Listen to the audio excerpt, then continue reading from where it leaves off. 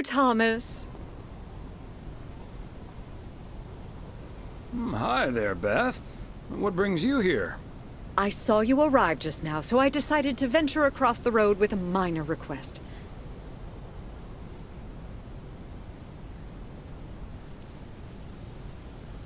What's so important that you came out here in the cold? It's just one small thing, I promise, and... well, I suppose you can see what it is. A first gift to the little one, you see, since Christmas in Georgia fell through. It just needs an address, and I'm not sure where to put it.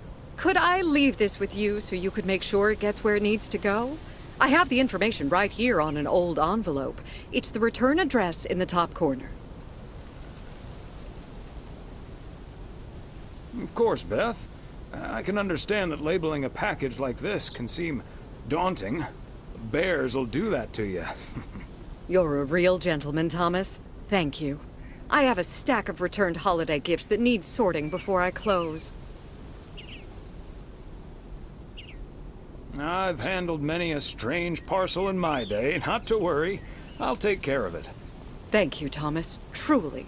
I'll get the postage to you later, I promise. Oh, and please tell Emily I have a great idea for this Sunday's girls' night. It's a surprise. Bye now. Sure. Enjoy the rest of your day.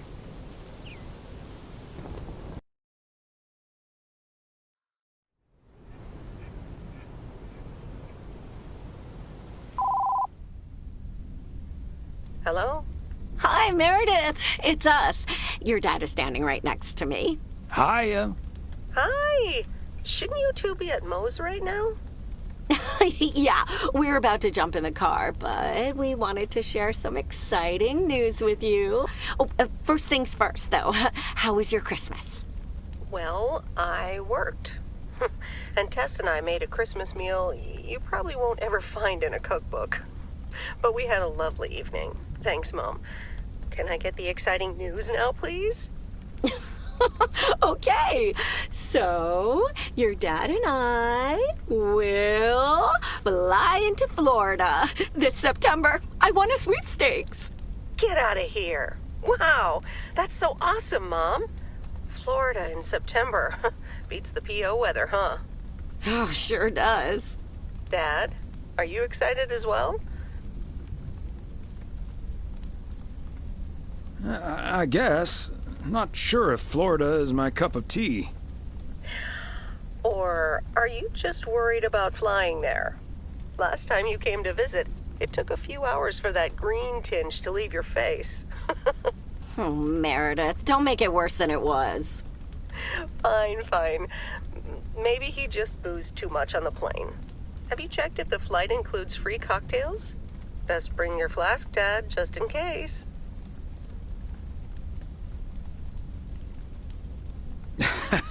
If you were here for Christmas, you might have gotten one from Santa. Oh, well.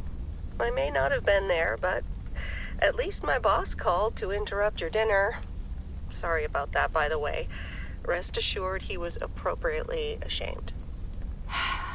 We all make mistakes, Meredith. Some of us just more than others. I can't disagree there. Oh, hey, you two shouldn't keep Maureen waiting. You're right about that. Your dad will go and get the car warmed up, right, honey? That's my cue. Bye, Em. Take care. Bye. Have fun tonight.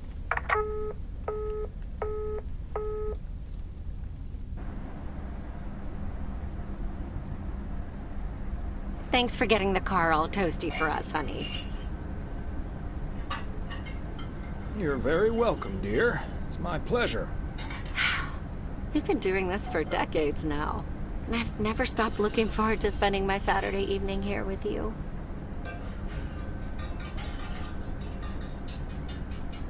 I feel the same way, Em. I'm a lucky man to have you. Good evening, you two beautiful people. Ready to order?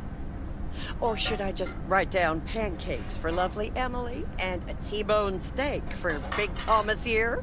Oh, Maureen, your intuition never ceases to amaze me. It sure is pancake time for me again.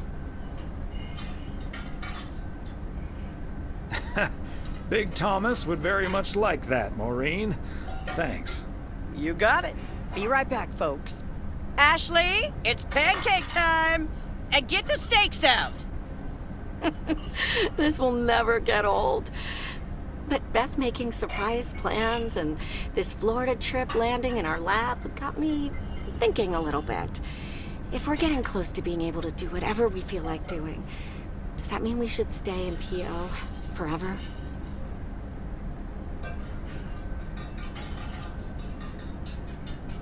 And move closer to Meredith?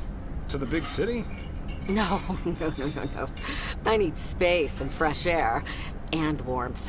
That's the nice thing about Florida. And it's not like your arthritis will stop acting up in weather like this. I am looking forward to that Florida trip the more I think about it. It's a perfect opportunity to test the waters. Oh, wasn't it nice the way Meredith reacted to the news? Although I'm sure she's a little envious.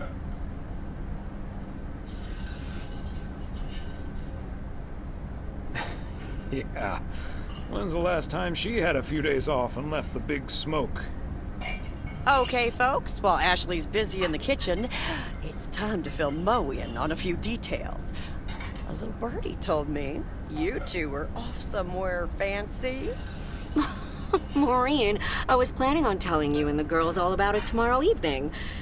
But I'm sure you've also heard it's Florida in September. Florida in September. Oh, imagine that. Oh, I'm so happy for you two. Thanks, Maureen. You know even more about the goings-on in PO than the mailman. Not by choice, mind you. I can't help that people want to get things off their chest every now and then. And I'm sure you don't mind carrying the heavy burden one bit. Don't mind it at all. I also heard a few other things, and I don't want to worry you, but I heard that a certain Walter Morgan will probably not be very lenient with holiday requests from the postal office employees. Would he really get in the way of our Florida trip? If Walter Morgan gets in the way of that, I'll get in his way. I don't think I'm supposed to actually run a bar, but sure, all right. Oh, that means dinner's almost ready. Be right back, folks. See, things like this, they bother me sometimes. Maureen's a sweetheart, but it's almost impossible to have a private life here. That sure is true.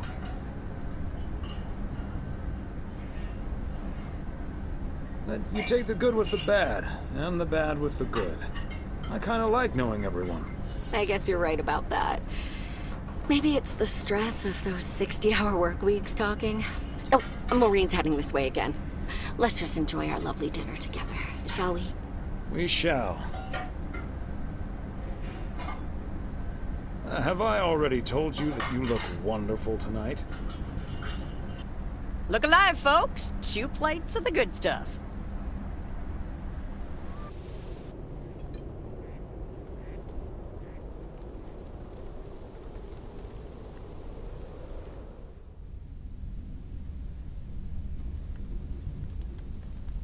Oh, Thomas, my dear, sweet husband.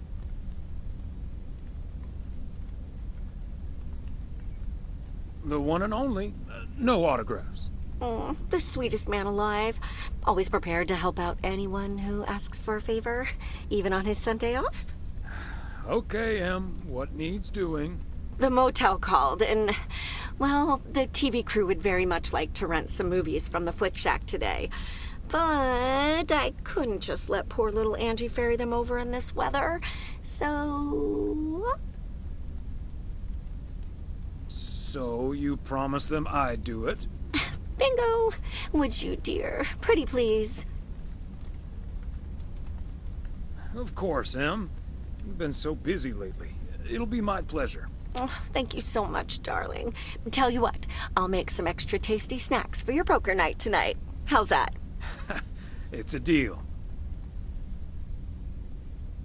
Thomas Weiss as I live and breathe. What in tarnation are you doing out and about in the mail truck on a Sunday?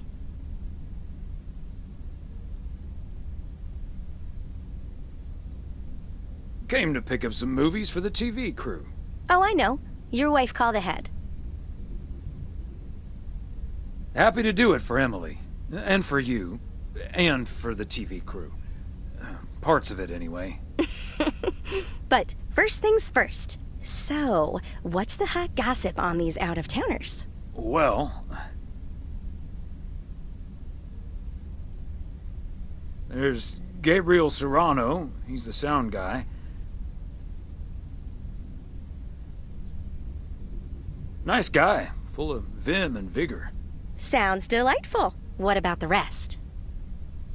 Ilsa Richter is their producer.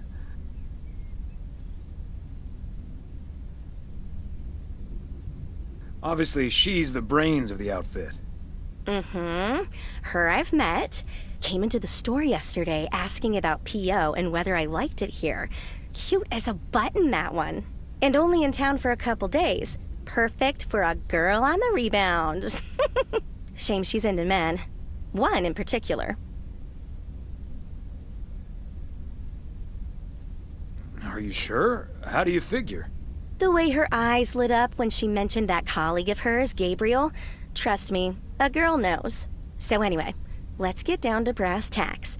According to Emily, our intrepid reporters have 2 rooms equipped with VCRs between them. One for Connor Price, KNW6, and one for Ilsa Richter.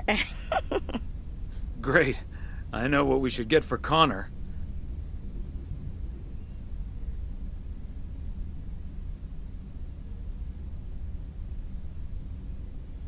Network. Because he's mad as hell and he won't take it anymore. Great idea. But Connor's already made his pick. Octopussy.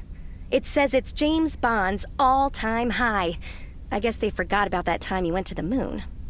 Fine by me. And what did Ilsa choose? That's where we come in. See, she wants us to pick the movie she'll be watching with her colleague, Gabriel. Huh?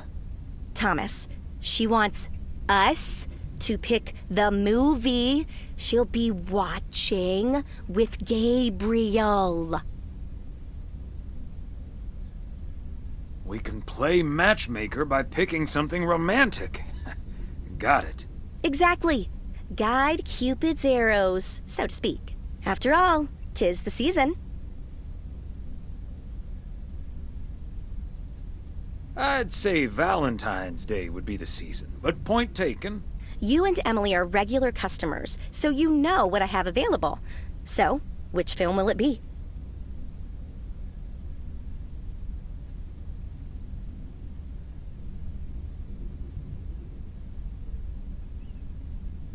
Let's go with Love Story. Or is that too on the nose? It's perfect, and we won't risk being too subtle. It has love right there in the title. Great. Love Story it is. The dynamic duo of stupid Cupid strikes again. Although I suppose this is our first strike. Anyway, here's hoping that this is the start of a beautiful love story. I have a good feeling about this. Anyway, I'd best be on my way, getting these to the motel. Yeah, thanks for doing this, Thomas. My car, much like myself, is not built for snow. Say hi to Emily. Will do. Bye, Angie.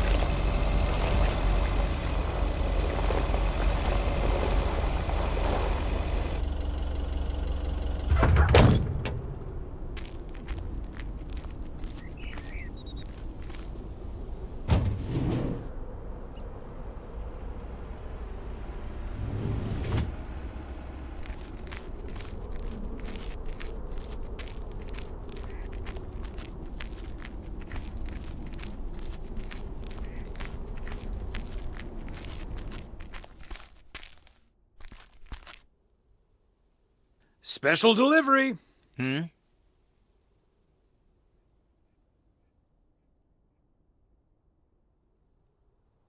Movies from the Flick Shack. Right. Well, great news. You get to play belated Santa yourself. Room 6 for Richter. Thank you.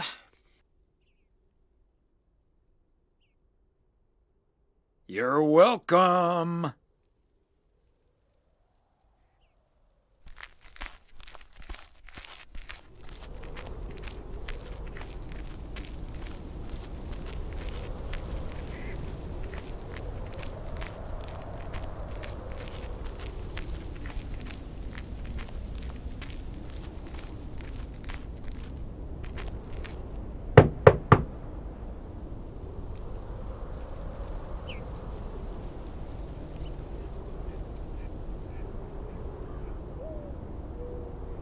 Movie delivery for segment producer Ilsa Richter. Yes? Oh, excuse me, Mr. Price. I thought this was Ilsa's room. No, that's room 9, but think nothing of it, my guy. Ooh, you got me my Bond movie.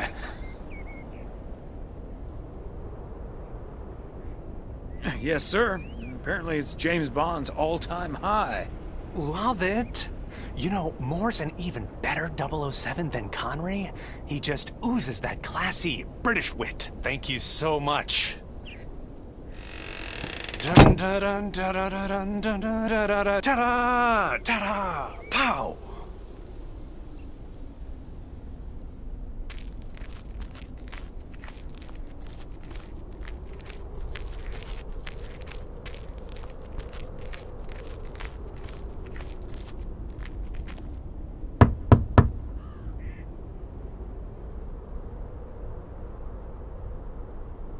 A movie delivery for Ilsa Richter.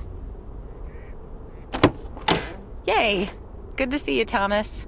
So, what movie did you and Angie pick for me and Gabe? Here you go. Love story. Haven't seen this one. What's it about? Tennis? Good one. Not about tennis, but it's still pretty ace. Ha ha. I'm sure it is. Looking forward to it. Let me guess. This was Angie's pick. Well, let's just say it was a group effort. Okay. Well, color me curious. Hope it's age appropriate for big old puppy dogs. Oh, speaking of, on your way out, could you give a quick knock on Gabe's door, just so he'll know it's movie time? It's room number 2. Will do. Great. See ya.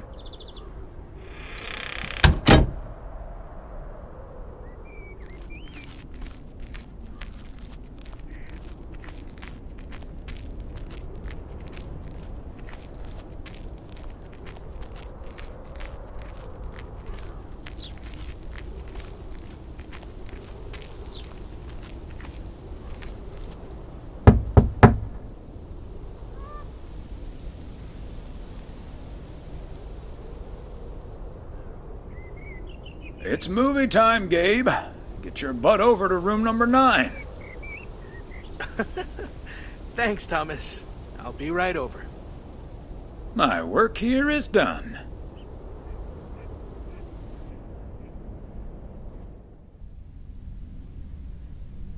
Okay, Ben. Question for you. Do you have that ace or not?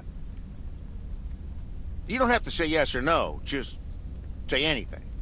All I need to hear is one word from you to know if you're bluffing. Nothing? Not even a twitch or a blink? All right, I'll do the talking. I'm all in. Call. And he just instantly calls me. Great. I don't even need to see your hand. Well played, sir. Thanks, Jack. You got unlucky there. I don't know. I just don't have the patience for poker. You know, reading a poker book ain't gonna change that. Hey, Thomas?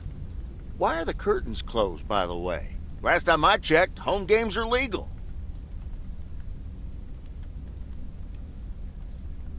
Oh, I don't know. Just feels more cozy, I guess. Thomas, we don't need to keep this a secret. Walter Morgan's on my tail. Someone snitched on me, and now I need to lay low until I have a good enough alibi. Morgan again? What'd you do, Frank? I hope you didn't put ladies' underwear in his briefcase again. And please tell me you stopped putting dead rats in his exhaust. Ha! The classics. No, I didn't prank him at all this time. He's just out to get me. All I did was sell fireworks to someone. He said something about that being my third strike. I might actually lose my job, fellas. We won't let that happen, Frank. We'll think of something. Thanks, Thomas. I've been racking my brain, but I can't come up with anything. I'm guessing they don't have any photographic evidence. Pictures of you selling these fireworks? Just that there's a guy fitting my description. What are you getting at? I might have a little plan. But let's first play a few more hands. I'm down almost 30 bucks. One sec, Jack. Frank, I'm curious. We know Walter Morgan has a few reasons to dislike you, but why do you dislike him? I could tell you why, but it's not a pretty tale. And it better not leave this room, kitchen. Sure, Frank. My lips are sealed, for once.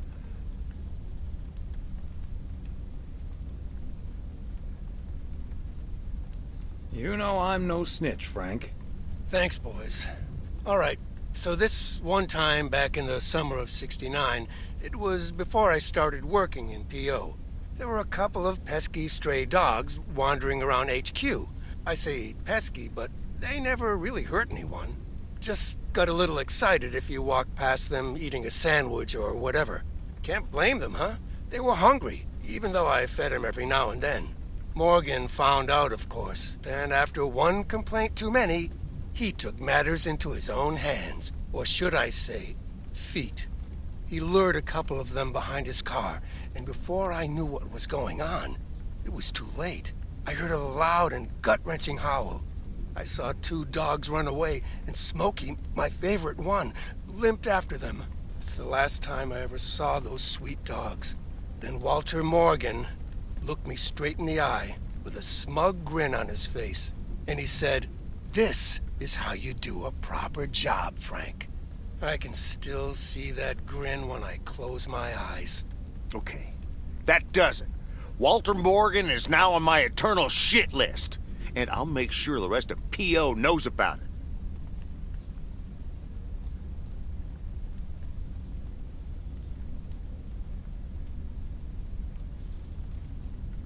Poor Smokey. Dogs can survive a broken leg, right? What a despicable human being. I can't believe he did that. Well, he didn't. I was joking, of course. I don't really have a good reason for disliking Walter Morgan. That boring old pencil pusher just rubs me the wrong way. Damn it, Frank, you had us good. Okay, folks. Ante up. Here we go again.